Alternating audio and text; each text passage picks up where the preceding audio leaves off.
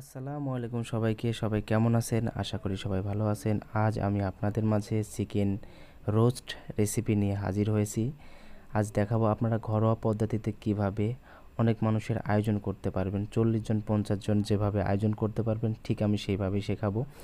2-3 জনের আয়োজন করতে পারবেন, ফ্যামিলি এবং মেহমানদারি করতে পারবেন। বিয়েবাড়ি, আমার এটা বিয়েবাড়িতে ছিল এবং এটা আমার ফার্স্ট এতজনের রান্না ছিল, রেসিপি ছিল, ভয় ভয় লাগছিল।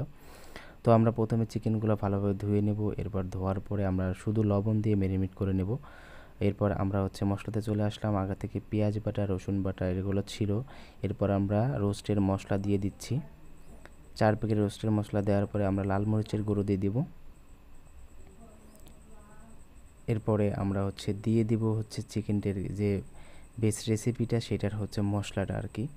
এরপরে আমরা এক এক করে দেওয়ার পরে সয়া সসটা ঢেলে দিব। এটা সয়া সস না, পানের সসটা আর কি। সয়া সসটা আমরা এর মধ্যে দিছি ইনক্লুডেড আমরা। এরপর পাতিলটা গরম হয়ে গেলে তেল ঢেলে দিব। পাতিলটা একটু গরম করে চারিদিকে তেলটা ছড়িয়ে দিব যাতে ভালোভাবে রোস্ট হয়। এরপর কাঙ্ক্ষিত তেলটা গরম হয়ে গেলে আমরা আমাদের সেই রেসিপির মূল যে চিকেন লেগ পিস এটা আমরা ভালোভাবে দিয়ে দেব এবং চারিদিকে সুন্দরভাবে ছড়িয়ে দেব। খেয়াল রাখতে হবে আমরা যখনই চিকেনটা পাকাবো তখনই এটা যেন সুন্দরভাবে পেকে যায়। এখন চারিদিক দিয়ে লাল লাল হয়ে যায়, না হলে চিকেনটা খুলে যাবে। পরে আমার এই ভিডিও দেখে যারা বাড়িতে করবেন তারা আমাকে গালাগালি বা বকাবকি দিবেন, এটা কিন্তু মানবো না আমি, ঠিক আছে? তো আমি আরও সামান্য পরিমাণে কিছু তেল দিয়ে দিচ্ছি। আমাদের চিকেনটা ভাজা হয়ে গেছে। এরপর আমরা পেঁয়াজ কুচি যেটা ভেজে রাখা ছিল এটা আমরা অ্যাড করে দিব, কারণ এটাতে দেওয়াতে ক্রিস্পি একটা ভাব আসে আর কি চিকেন রোস্টে।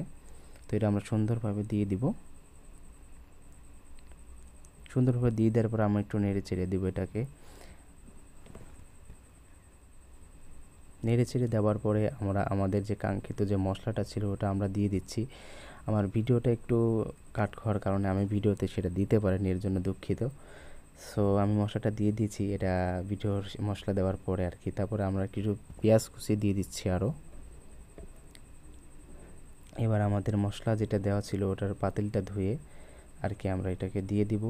এবং মনে রাখতে হবে রোস্ট যখন আপনারা তৈরি করবেন তখন খেয়াল রাখতে হবে এটা কিন্তু এক ঢালা মানে ঢেকে রাখার জিনিস না। এটা আপনাকে বারবার খুলতে হবে, 10 মিনিট 5 মিনিট পর পর এটা খুলে দেখতে হবে কি অবস্থা, নাড়াচাড়া দিতে হবে নিচে লেগে গেল কি না, ঠিক আছে? সুন্দরভাবে এটা দেখতে হবে।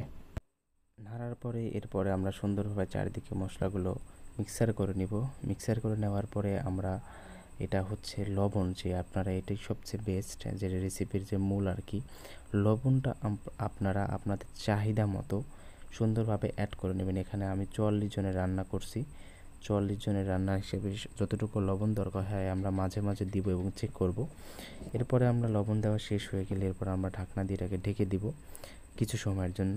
তো ঢেকে দেওয়ার পরে আপনাদের ঢাকনা থেকে ওঠানোর পরে আবার আপনাকে সুন্দরভাবে এটা নেড়ে দিতে হবে। খেয়াল রাখতে হবে যেন চিকেনগুলো মানে ছড়ে না যায়, ঠিক আছে? চিকেনগুলো যেন ছড়ে না যায়। আবার ঢেকে দেবো। ঢেকে দেওয়ার পর আমরা যে শাহি যে জিরা মশলাটা আছে ওটা আমরা দিয়ে দেব। খেয়াল রাখতে হবে এটা নামানোর 15 মিনিট আগে দিতে হবে। সুন্দরভাবে এটা মিক্সার করে নেবেন। মিক্সার করার পরে এটা আপনারা নেড়ে দিবেন।